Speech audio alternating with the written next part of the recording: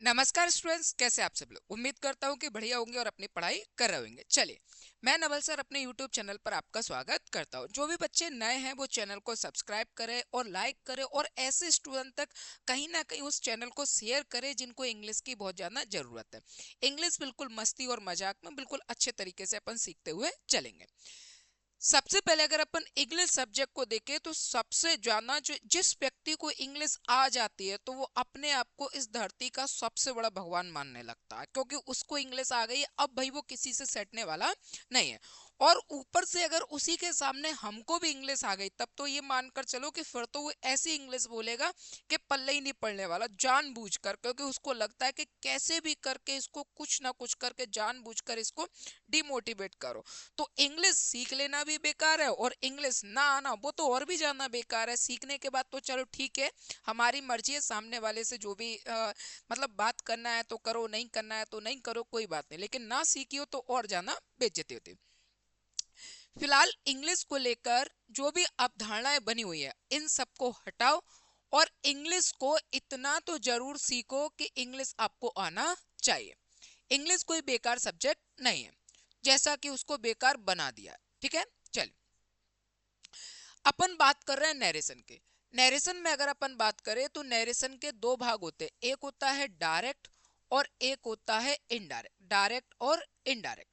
Direct और indirect में अगर अपन बात करें तो डायरेक्ट के दो भाग होते हैं, एक होता है आरबी और एक होता है आरएस। आरबी और आरएस हमें कैसे भी करके इस आरबी और आरएस को एक करना है। कैसे भी करके क्या करना है, एक करना है।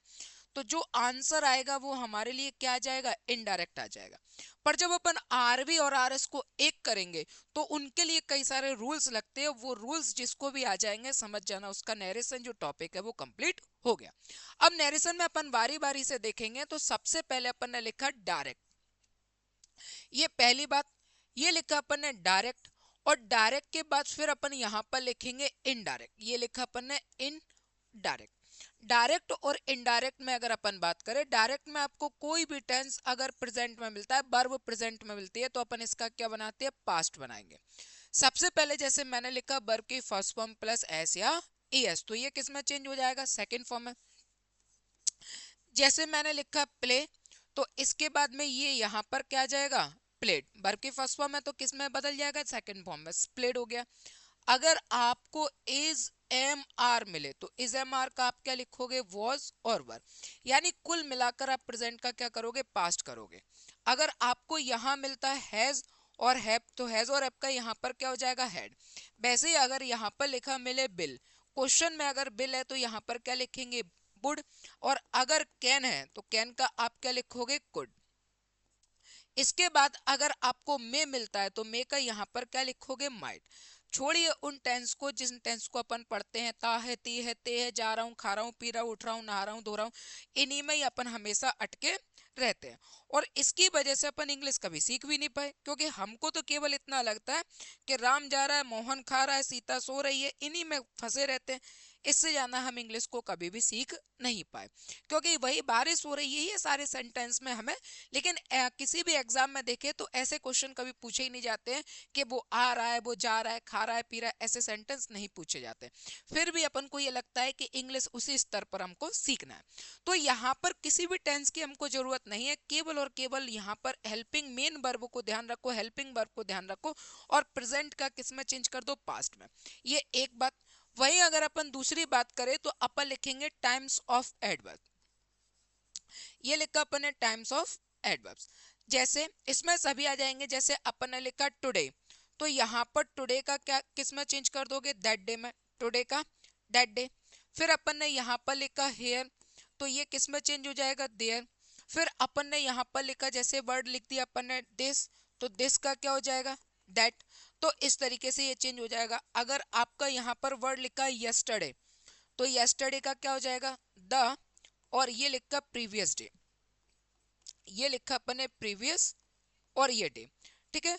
मोस्टली मोस्टली जो इंग्लिश को अगर अपन देखें तो इंग्लिश में सबसे ज्यादा दिक्कत होती है, सबसे ज्यादा परेशानी ये आती है कि जब अपन को सीख भी जाते हैं थोड़ा बहुत, मान लो कि अपन सीख भी गए, तो सबसे बड़ी उस बात को इस बात से देखा जाता है कि इसका बोलने का तरीका क्या है और इसका प्रोनाउंसिएशन क्या है, यानी प्रोनाउंस कैसे कर रहा है इस तरीके से। ये तो टोन है भाई, इसके इसको लेकर किसी की नकल नहीं करना चाहिए। आप सोचो कि मैं किसी दूसरे की तरह बिल्कुल एग्जैक्ट बोलूं तो वो नहीं होगा, वो चीज छोड़ दो। इसी की वजह से अपन कभी ठीक से इंग्लिश नहीं सीख पाते, क्योंकि जब बच्चा थोड़ा बहुत सीख पाता है तब तक उसको प्रोनाउंसिएशन में फंसा देते कि इसको ऐसे नहीं ऐसे बोलेंगे। अरे वो उसको मिच्योर होने दो, वो अपने आप सीख जाएगा, कोई दिक्कत नहीं। पहले तो उसको अपन देखा जाए तो स्टार्टिंग लेवल ही नहीं आता है, फिर उसके बाद अगर अपन बात करेंगे तो कहीं ना कहीं अपन उसको वहां पर फंसाते रहते हैं। इसको क्या पढ़ेंगे, उसको क्या पढ़ेंगे, इसको ये नहीं पढ़ते, इसको ये बोलते हैं। तो ये सारी चीजों में मत फंसो। अब फंस लेना, आप आगे जाओगे, आगे समझ जाओगे, आप कर लोगे, कोई दिक्कत नहीं। लेकिन फिर भी यही चीज को समझो कि जो आ रहा है वहीं से सीखते चलो। जब जो आ रहा है, जैसे आ रहा है वैसे पढ़ते जाओगे, सीखते जाओगे, आगे बढ़ते जाओगे, कोई दिक्कत नहीं है। अब तीसरी कंडीशन अगर अपन देखें तो यहाँ पर अगर अपने पास 100% क्वेश्चन है तो 100% क्वेश्चन में ध्यान रखना कि 70% क्वेश्चन अपने हेल्पिंग वर्ब और टाइम्स ऑफ एडवर्ब से कंप्लीट हो जाएंगे। टाइम्स ऑफ एडवर्ब्स इस पर कंप्लीट हो जाएंगे। वहीं अगर अपन बात करें कि 30% क्वेश्चन किस पर कंप्लीट होंगे, तो आप ध्यान देना कि अदर्स पर। ठीक है, यानी कहने का मतलब ये है कि जब हमारे पास एक क्वेश्चन दिया है वो अपने आप में 100% है, तो 70% तो हमारा हेल्पिंग और मीन वर्ब पे आंसर हो जाएगा। 30% भी उसी तरीके से होगा, रूल वही लगेंगे, बस थोड़ी सी क्या है, ज्यादा मेहनत करा लेगा। कहने का मतलब यह है कि जहां पर क्वेश्चन बिल्कुल इजी दिखे, हलवा जैसा लिखे कि फटाक से खा लो, तो वो 70% में आ गया। जहां क्वेश्चन ये लगता है कि थोड़ा सा यार ये कॉम्प्लिकेटेड हो गया, या अपन ये कह सकते हैं कि थोड़ा सा क्वेश्चन क्या है, बहुत अच्छा लेवल का हो गया, तो अपन कह सकते हैं इसको 30% में। तो फिलहाल ये इस चीज को ध्यान रखना और यहाँ पर इनको याद करना और वहां पर आपका आंसर आ जाएगा, कोई दिक्कत। इसको नोट डाउन करना। इसके बाद अगर अपन पहला क्वेश्चन देखें तो Sita said to me comma inverted comma can you give me your pen. कोई बात नहीं, सबसे पहले आप उठाओ कैन, और आपको पता है कि कैन का क्या होता है, कुड होता है। कैन का कुड होता है, आप देखो चारों ऑप्शन में कुड कहाँ है, ये कैन हटा दो आंसर, यहाँ पर कैन, ये आंसर हटा दो, ये कुड है, और ये गेप क्या है, वर्ब की सेकंड फॉर्म, तो ये भी हट गया है। चार ऑप्शन में केवल एक ही मिल रहा है, वही हमारा आंसर हो गया। क्लियर हुआ। सिर्फ हमने सेंटेंस को बनाने की जरूरत भी नहीं समझी, हमने सेंटेंस को फॉर्मेट नहीं किया है बिल्कुल भी, ना ही उस सेंटेंस को हमने किसी भी तरीके से एक रफ की तरह बनाने की कोशिश की, कुछ भी नहीं, इससे कोई मतलब नहीं है। हमने केवल और केवल क्या देखा, कैन देखा, कैन का कोड होता है और हमारा आंसर आ गया। सपोज दैट अगर दो ऑप्शन में कोड होता तो हम दोनों का वेरिएशन देखते, दोनों को मैच करके देखते कि दोनों में क्या डिफरेंस आ रहा है। तीन में होता तो कहीं ना कहीं उसको भी डिफरेंस अपन देखते कि क्या आ रहा है क्या नहीं आ रहा, तो इस तरीके से हमारा आंसर आ जाएगा। केवल एक कीवर्ड से हमारा आंसर आ गया। चलिए, इसके बाद अगर अपन अगला देखें, मन्ना ask Rohan comma inverted comma have you set in a trolley bus before. तो यहाँ पर क्या लिखा, हैव। अब आपको अच्छे से पता है कि हैव का क्या होता है, हेड। आप उठाओ हेड का कहाँ, तो यहाँ पर ये हेड है, यहाँ पर ये हेड है, और ये सेट क्या है, वर्ब की सेकंड फॉर्म, तो ये हट गया, और ये हैज है तो ये भी हट गया। केवल दो ऑप्शन बचे हुए। अब दोनों में अपन को ये देखना है कि कौन सा हमारा आंसर हो सकता है। मन्ना आस्क रोहन वेदर, यहाँ पर देखो अगर अपन इसमें जाएंगे तो ये क्या है, हैव हेल्पिंग वर्ब है, और लास्ट में question mark inverted comma close. तो यहाँ पर ये इंटरोगेटिव है, इंटरोगेटिव में अपन कॉमा इन्वर्टेड कॉमा की जगह इफ या वेदर का प्रयोग करते हैं। ठीक है, कॉमा इन्वर्टेड कॉमा की जगह अपन किसका प्रयोग करते हैं, इफ, या फिर इसके अलावा अपन किसका प्रयोग करेंगे, वेदर का। तो यहाँ पर नहीं है तो ये हट गया, आंसर हो गया हमारा फर्स्ट वाला। क्लियर हुआ। एक तरीका हम ये भी कह सकते हैं कि जब इंटरोगेटिव सेंटेंस होता है, ये लिखा अपन है इंटरोगेटिव, तो इंट्रोगेटिव जो सेंटेंस होता है, इस सेंटेंस को अपन किस में चेंज करते हैं, सिंपल फॉर्मेशन में करते हैं।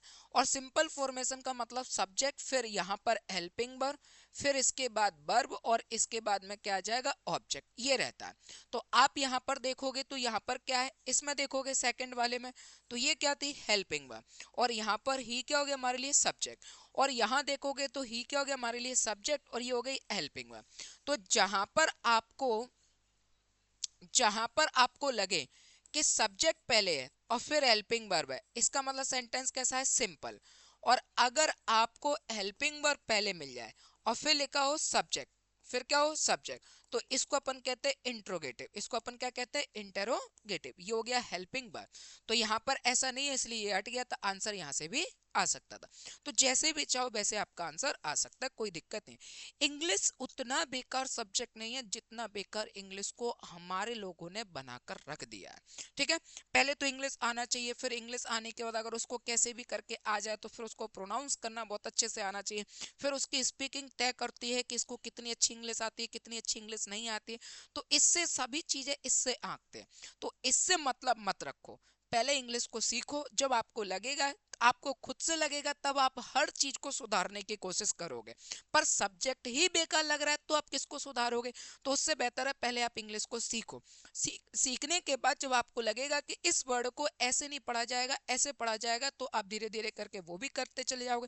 फिर आपको लगेगा कि नहीं नहीं मुझे स्पीकिंग भी करना है, तो किसी की नकल करके नहीं, आप सोचो किसी के टोन को हम अपने अंदर ट्रांसफर कर ले, वो जिस टोन में बोल रहा है उसी टोन में मैं बोलूं, तो वो संभव नहीं है, और हम इसी में सबसे ज्यादा फंसते हैं। आप अपनी भाषा में जैसे बोल रहे हो वैसे बोलो, ठीक है।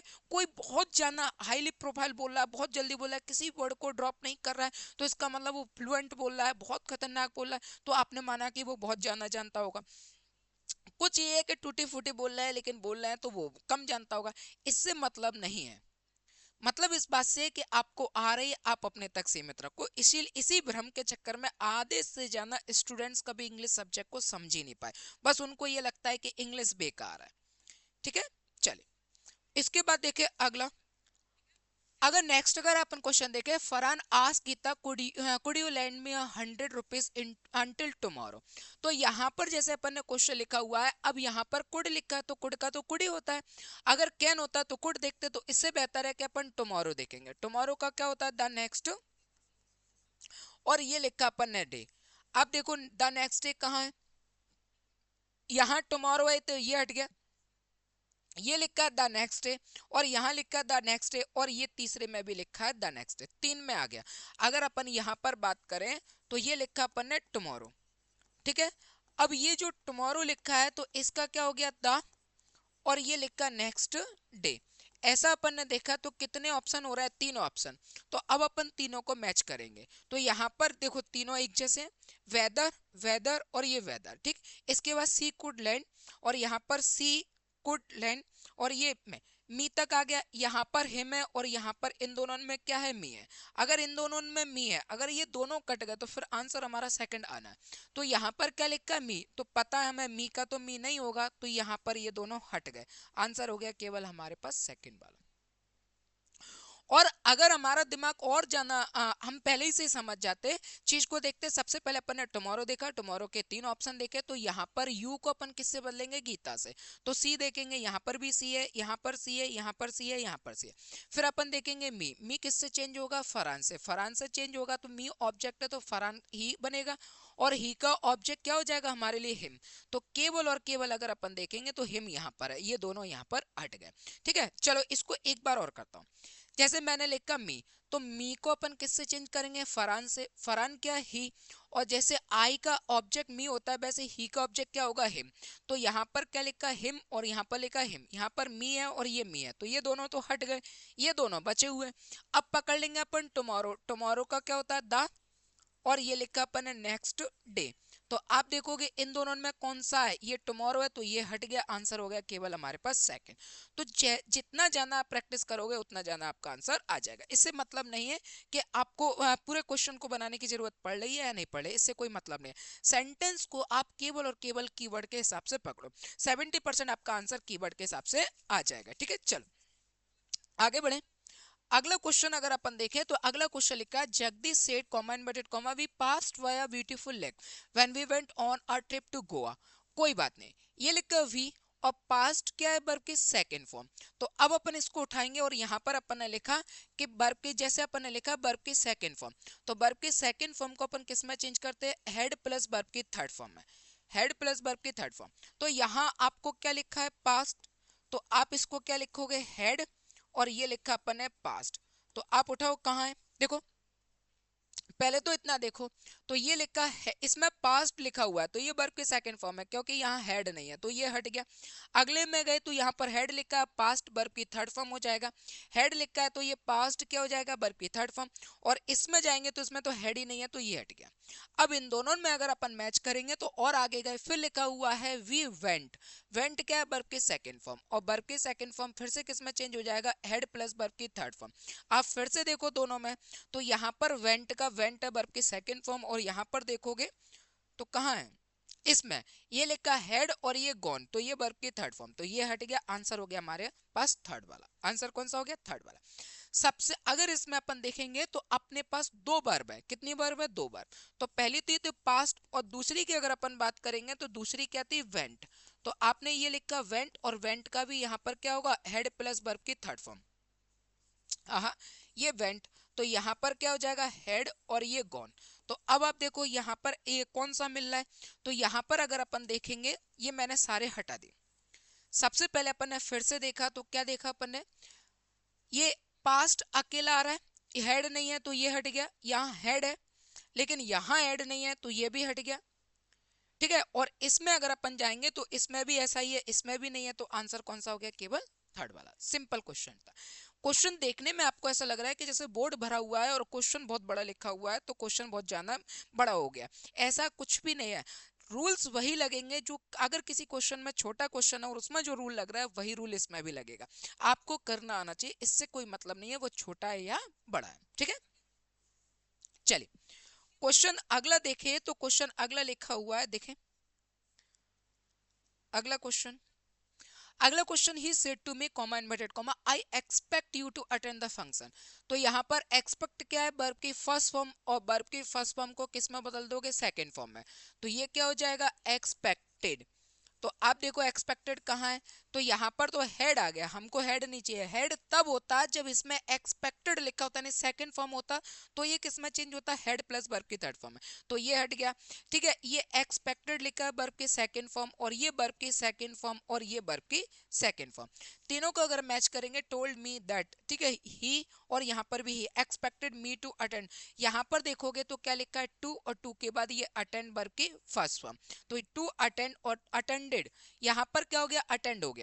तो याद रखना, अगर आपको कभी भी टू मिल जाए तो टू के बाद अगर आपसे मेन वर्ब पूछा हो, ठीक है, तो हमेशा वर्ब की फर्स्ट फॉर्म आती है। कौन सी फॉर्म आती है, फर्स्ट फॉर्म। इसीलिए अपन क्या लिखते हैं, टू गो, इसी ये लिखा टू प्ले, और अगर ये लिखा तो यहाँ पर क्या होगा, टू अटेंड।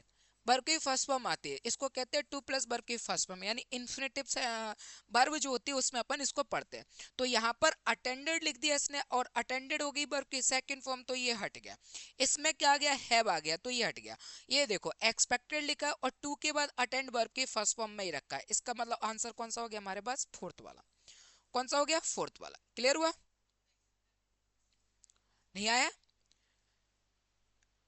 फिर से समझना हो तो फिर से देखते अपन, जी लिखा अपना एक्सपेक्ट। एक्सपेक्ट क्या है, वर्ब की फर्स्ट फॉर्म। वर्ब की फर्स्ट फॉर्म किस में चेंज हो जाएगा, सेकंड फॉर्म में, और सेकंड फॉर्म क्या हो जाएगा, एक्सपेक्टेड। तो आप देखो यहाँ पर हेड प्लस है तो हेड नहीं होगा, ये एक्सपेक्टेड है वर्ब की सेकंड फॉर्म, ये एक्सपेक्टेड है वर्ब की सेकंड फॉर्म, और ये एक्सपेक्टेड है वर्ब की सेकंड फॉर्म।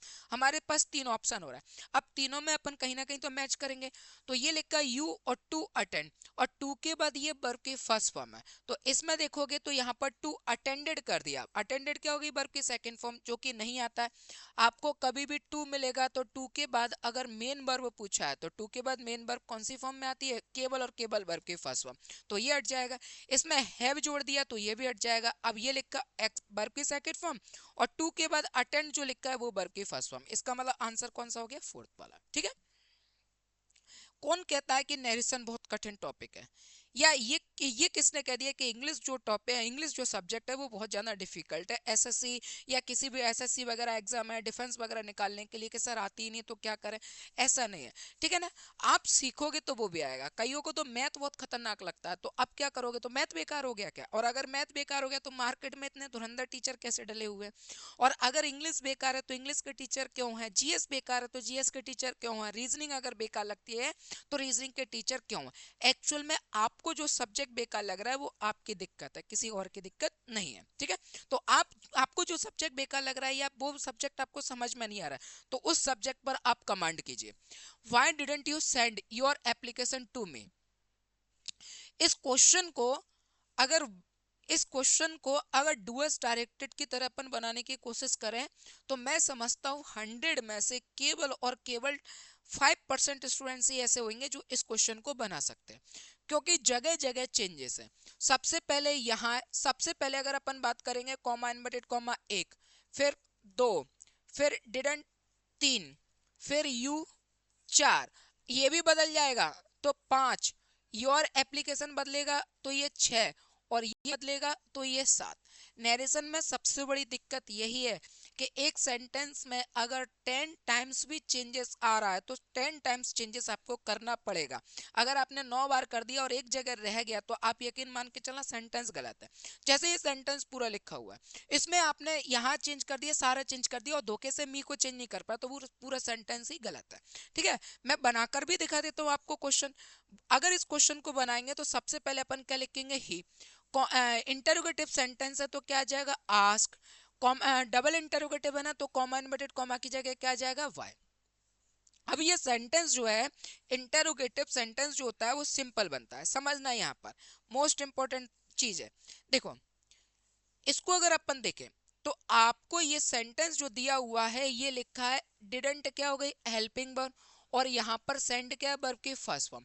जैसे अपन ने देखा कि डिडंट जो लिखा हुआ है तो टेंस कौन सा हो गया, पास्ट इंडेफिनिट। ये कौन सा हो गया, पास्ट इंडेफिनिट। तो यहाँ पर अगर अपन बात करेंगे तो ये अपन ने लिखा पास्ट इंडेफिनिट, और पास्ट इंडेफिनिट चेंज किस में होगा, पास्ट परफेक्ट में। तो ये लिखा अपन ने पास्ट परफेक्ट, ठीक है। और ये कौन सा है, इंटरोगेटिव। और अगर ये इंटरोगेटिव दिया है तो आप इंटरोगेटिव को किस में चेंज करोगे, सिंपल में।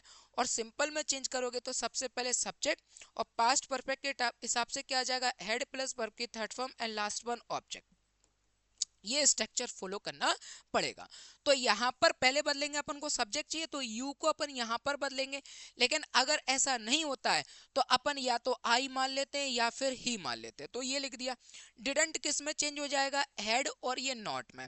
और हेड के साथ वर्ब की थर्ड फॉर्म होगा तो सेंड का क्या हो जाएगा, सेंट। ये लिखा है योर। यू के साथ अगर योर है तो यहाँ पर आई है तो आई के हिसाब से माई होगा, और अगर ही मानोगे तो ही के हिसाब से हिज हो जाएगा। और ये लिखा अपन ने एप्लीकेशन, ठीक, एप्लीकेशन टू। अब ये रह गया अपने पास मी ऑब्जेक्ट है, आई ही से चेंज होगा तो ही का ऑब्जेक्ट यहाँ पर क्या बनेगा, हिम बनेगा। तो ये लो, अगर इतना अपन ने चेंजेस किया और एक भी जगह अगर अपना चेंजेस नहीं हो पाया, मान लो पूरा कर लिया और मी अगर अपने चेंज नहीं कर पाया तो वो सेंटेंस ही बेकार हो गया। और इसीलिए नरेशन आपको ऐसा लगता है कि सबसे डिफिकल्ट सब्जेक्ट है कि नरेशन हमको आता ही नहीं है, पर ऐसा नहीं है। टॉपिक बहुत अच्छा है, उसके अंदर जो चीजें हैं वो आपको बहुत क्लैरिफिकेशन से सीखना पड़ेंगे, बहुत ज्यादा डिटेल में पढ़ना पड़ेगा और आ जाता है, कोई दिक्कत नहीं है, ठीक है। चलिए अब इस क्वेश्चन मैंने बना दिया, इस क्वेश्चन के हिसाब से आप इसको मिला लो तो भी आंसर आ गया। और नहीं है आप इस क्वेश्चन को देखते ही आंसर ले जाना चाहते हो तो आप क्या देखते हैं, यहाँ पर ये लिखा अपन ने डिड। अब ये साथ में लिख दो डिड नॉट प्लस वर्ब की first form. Did not plus verb की फर्स्ट फॉर्म किस में चेंज हो जाएगा, हैड नॉट प्लस वर्ब की थर्ड फॉर्म में। यानी यहाँ पर क्या लिखा था, डिड नॉट, और ये लिखा अपन ने सेंड। सेंड है ना, हाँ। तो ये किस में चेंज हो जाएगा, हैड नॉट, और ये अपन ने लिखा वर्ब की थर्ड फॉर्म सेंड। तो आप देख लो कहाँ है ऐसा, कौन सी जगह। तो यहाँ पर देखा अपन ने I had not sent my application to, ठीक है। सब्जेक्ट इसने आई माना है तो यहाँ पर माई आ गया। ये डिड का डिड है, ये हेड है, और ये डिड का डिड है, ये हट गया। दोनों में अगर अपन मैच करेंगे, रिक्वायर्ड वाई आई हैड, यहाँ पर आई है तो ये सब्जेक्ट है, ये हेल्पिंग वर्ब है। और यहाँ पर देखोगे तो ये हेल्पिंग वर्ब है और ये सब्जेक्ट है। अपन को सेंटेंस कैसा चाहिए, सिंपल। सिंपल में पहले क्या आता है, सब्जेक्ट। तो इसका मतलब ये हट गया, आंसर हो गया हमारे पास सेकंड वाला।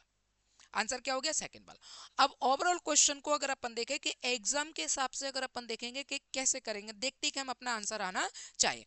तो यहाँ पर अपन ने देखा डिडंट यू सेंड, तो जैसे ही अपन जाएंगे कि ये लिखा डिडंट, ये लिखा अपन ने डिडंट और प्लस वर्ब की first form. Didn't plus verb की फर्स्ट फॉर्म किस में चेंज हो जाएगा, हैड नॉट प्लस वर्ब की थर्ड फॉर्म है। आप देखो कहाँ है, हैड नॉट प्लस वर्ब की थर्ड फॉर्म, ये डिड है, ये हैड प्लस वर्ब की थर्ड फॉर्म और ये डिड है, ये दोनों हट गए। इन दोनों में मैच करेंगे, सेंटेंस क्या है, इंटेरोगेटिव। और इंटेरोगेटिव का कैसा बनता है, सिंपल। सिंपल में अगर अपन देखेंगे तो पहले सब्जेक्ट फिर हेल्पिंग वर्ब। इसमें क्या है, पहले सब्जेक्ट है फिर हेल्पिंग वर्ब है। इसमें पहले क्या है, इसमें नहीं, इसमें पहले क्या है, हेल्पिंग वर्ब और फिर क्या है, सब्जेक्ट। तो ये हट गया, आंसर हो गया हमारा पहला वाला। जितना ज्यादा प्रैक्टिस करोगे उतना ज्यादा आप अपने आंसर तक पहुंचोगे, ठीक है। चलिए, अगला क्वेश्चन लिखा है, Dinesh ask are you going to the party tomorrow Alisa. कोई बात नहीं, इज एम आर है, इज एम आर का आप सबसे पहले क्या उठाओगे, वॉज पर। इज एम आर का अगर अपन वॉज पर उठाएंगे तो वॉज पर देखो कहाँ है, वॉज, ये आर है, हट गया, ये वॉज है और ये आर है, तो ये भी हट गया, ठीक है। अब अपना पहला और तीसरा दोनों में अगर अपन मैच करेंगे तो यहाँ पर कॉमा इन्वर्टेड कॉमा की जगह क्या आ रहा है, वेदर, और फिर नाम आ रहा है, तो इसका मतलब ये हट गया, आंसर हो गया हमारे पास थर्ड वाला। सिर्फ ऑप्शन देखना है और ऑप्शन के हिसाब से जो ऑप्शन कट जाए उसको हटा दो और उसके बाद जो ऑप्शन बचे उसको केवल मैच करते चलो और आंसर आ जाएगा, ठीक है। चल, इसके बाद देखिए, what did you see at the south pole, Ashok asked Anil. कोई दिक्कत नहीं है, डिड प्लस वर्ब की फर्स्ट फॉर्म। अब आपको अच्छे से पता है ना, अभी बताया था, डिड प्लस वर्ब की फर्स्ट फॉर्म किस में चेंज हो जाएगा, हेड प्लस वर्ब की थर्ड फॉर्म, ठीक है। डिड प्लस वर्ब की first form change into head plus verb की थर्ड फॉर्म। आप ऑप्शन देखो, यहाँ पर वर्ब की सेकंड फॉर्म है, हट गया। ये हेड और ये सीन वर्ब की थर्ड फॉर्म है, ये डिड है, ये हट गया, और ये वर्ब की सेकंड फॉर्म है, तो ये भी हट गया। आंसर हो गया केवल और केवल हमारे पास सेकंड वाला, ठीक। अगला क्वेश्चन अगर अपन देखें तो अगला क्वेश्चन लिखा हुआ है 249, the visitor said to them comma inverted comma please give me a glass of water. जैसे ही अपन को सेंटेंस में देखा प्लीज मिल गया, तो प्लीज की जगह पर पहली बात ध्यान देना, रिक्वेस्टेड आता है। क्या आता है, रिक्वेस्टेड। किसकी जगह, इस सेड टू की जगह पर अपन किसका प्रयोग करेंगे, रिक्वेस्टेड का। आप देखो रिक्वेस्टेड कहाँ है, ये सेड है, ये सेड है, ये ऑर्डर है, ये तीनों हट गए और आंसर केवल एक बचा। नहीं आया है समझ में। और अगर ये क्वेश्चन समझ में नहीं आया तो यकीन मान के चलना, फिर आपने इंग्लिश को जाना ही बेकार सब्जेक्ट मान के रख लिया, और जितना बेकार सब्जेक्ट मान के चलोगे उतना ही ज्यादा सिलेक्शन से दूर रहोगे। इजी है, आप हर चीज को अलग अलग पहलू से देखना चालू करो। स्पीकिंग अलग है, किसी के बोलने के तरीके से कभी प्रभावित मत हो, वो उसकी टोन है वो अलग चीज हो जाएगी। आप कोशिश करो कि अगर अपन यहाँ पर किसी भी जगह रह रहे हैं, और इवन मान के चलो अपन उत्तर भारत में हैं, और उत्तर भारत का व्यक्ति अगर साउथ में चला जाए तो वो उसकी भाषा तो सीख सकता है, कोई दिक्कत नहीं है, लेकिन वो उसकी टोन नहीं सीख पाएगा। वो ओरिजिनली जो जनरेट होता है ना, तो मदर टंग जो होती है, वो टोन होती है, मदर टोन होती है, वो वही उसी को ही आएगी, क्योंकि वो वहाँ का नेटिव है, वहाँ वहीं से उसका वर्थ है। और वो ऐसा नहीं है कि नहीं होता, वो जन्म दर पीढ़ी आ जाती है, तो उसको अपन एक्सेप्ट नहीं कर सकते। आप उसको सोचो कि मैं इसको लर्न कर लूं तो दिक्कत आएगी, भाई वो उसकी मदर है, वो उस अपने जन्म के साथ में लेके चला है। जैसे जाति होती है ना, तो जाति आप केवल कन्वर्ट भी कर लो तो भी कुछ नहीं होगा, आपकी जाति ऐतिहासिक तो रह ही जाएगी, तो वो जाएगी नहीं। तो उसी तरीके से जो टोन है वो केवल और केवल उसी के अंदर है। जैसे अपन ने देख लिया बिहार के है, अब बिहार का है तो आप लाख कोशिश करना, हाँ वहां पर जाके आप रहना चालू कर दो, 2 4 5 साल 10 साल आप वहां पर रह लो, कोई दिक्कत नहीं। आप बिहारी की बिहारी भाषा सीख जाओगे, कोई बात नहीं। राजस्थान की राजस्थानी भाषा आप सीख जाओगे, कोई दिक्कत नहीं। आप किसी भी प्रदेश में चले या आप स्टेट में चले, आप सीख जाओगे, ये बात ठीक है। लेकिन एग्जैक्ट टोन लेकर नहीं आ पाओगे जो टोन उनकी खुद की रहती है, सीखना है। लेकिन आपका मन है कि ना मैं तो उसी की तरह बोलूंगा, तो वो नहीं आएगा, वो बाय बर्थ होता है। उसी तरीके से इंग्लिश में आप ये चीज मत सोचो कि ना मैं तो इसकी तरह, वही वो बाय बर्थ है। और अगर आपको लगता है तो फिर अगला जन्म लो अंग्रेजों के जहाँ पे, फिर देखना फिर आना, मैं अगले जन्म में ये था, मैं इंग्लिश इंग्लिश नहीं सीख पाया तो इसलिए दूसरा जन्म लेके आया हूँ, ठीक है। चलो, इसके बाद देखें अगला क्वेश्चन। अगला क्वेश्चन देखें, the policeman told the student do not park your vehicles. अगर सेंटेंस में देखेंगे तो ये हो गया इंपेरेटिव, ठीक है। ये कौन सा सेंटेंस हो गया, इंपेरेटिव। मैं यही लिख के देता हूं, ये लिखा अपन ने इंपेरेटिव सेंटेंस। अगर अपन इंपेरेटिव सेंटेंस की बात करें, सेंटेंस अगर सिंपल है तो कॉमा इन्वर्टेड कॉमा की जगह अपन किसका प्रयोग करते हैं, टू का। और सेंटेंस अगर निगेटिव है तो अपन किसका प्रयोग करेंगे, नॉट टू का। तो ये लिखा अपन ने not to.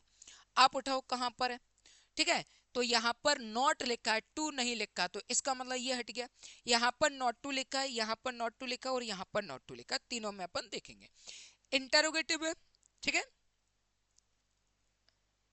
Do not park your vehicle, ठीक, कोई बात नहीं। Ask them not to park their vehicle, यहाँ पर योर है, योर को अपन स्टूडेंट से बदलेंगे तो क्या आ जाएगा, देयर, ठीक है, प्लूरल के हिसाब से क्या जाएगा, देयर देयर देयर सभी में दिया, यहाँ पर हिज दिया तो ये हट गया। अब केवल यहाँ पर बचा, इन दोनों में मैच करेंगे तो अगला लिखा हुआ है हेयर, हेयर का अपन को अच्छे से पता है क्या होता है, देयर होता है, तो यहाँ पर क्या है, हेयर है तो ये हट गया और ये देयर है, तो आंसर हो गया केवल अपने पास थर्ड वाला, ठीक है। चलो पूरे क्वेश्चन को देखा, इतनी सारी चीजें करने से अच्छा है केवल हेयर को पकड़ लो, और हेयर का यहाँ पर क्या होता है, देयर होता है, इसमें हेयर है हट गया, ये हेयर है हट गया, और ये देयर है और ये हट गया, और आंसर हो गया हमारे पास थर्ड वाला। इंपेरेटिव वगैरह जितना ज्यादा प्रैक्टिस करोगे उतना ज्यादा आपको कीवर्ड पकड़ में आएगा। आप सोचोगे कि कीवर्ड किस तरीके से क्या है क्या नहीं है, तो ये सारी चीजें आपको फिर टाइम ले लेंगे, और टाइम लेगा तो अपने पास सबसे बड़ी बात तो वही है, टाइम नहीं। क्वेश्चन को करना सीखो, क्वेश्चन को लेंदी बनाना मत सीखो, अपने लिए मुसीबत खड़ी मत करो, अपने लिए ये सोचो कि मैं कैसे क्वेश्चन को करूं और आगे बढ़ूं। तो एक बच्चा जब इस क्वेश्चन से ही डर रहा है, और एक बच्चे को ये पता है कि यार एक ही तो पूरे में देखेंगे, केवल एक हेयर को देखेंगे तो देयर में चेंज होता है, पूरे तीन ऑप्शन में केवल एक ही जगह आंसर हो गया। और जबकि मैंने आपको दूसरे तरीके से भी बता दिया था, पहले मैंने आपको बता दिया था कॉमा इनवर्टेड कॉमा के हिसाब से, सेंटेंस के हिसाब से क्या आएगा, थोड़ी इन्फॉर्मेशन भी दे दी थी, और बाद बाकी फिर दूसरी तरफ से किया तो अपन ने सीधा देखा हेयर का क्या होता है, देयर। और जैसे ही अपन देखेंगे कि हेयर का देयर होता है तो केवल एक ऑप्शन में है, ठीक है। चल अगला क्वेश्चन देखे, अगला नहीं है क्योंकि अपन ने 250 तक ही किया था। ऐसे स्टूडेंट जिनको लगता है कि सर हम इंग्लिश अच्छे से सीखना चाहते हैं, और आपने देखा होगा कि क्वेश्चन जो मैं आपको पढ़ा रहा हूँ उसमें कितने वेरिएशन तरीके से कर, सोचो अगर अपन पढ़े तो इसको लाइव क्लास में पढ़े तो किस तरीके से अपन इंग्लिश को अच्छा सीख सकते हैं, जहां पर मैं आपको एक एक चीज को बिल्कुल प्योरली गाइडेंस करूंगा। तो जिन बच्चों को लगता है कि सर सीखना है वो 799 में अपना पेड कोर्स करके लाइव क्लास में जुड़ सकते हैं।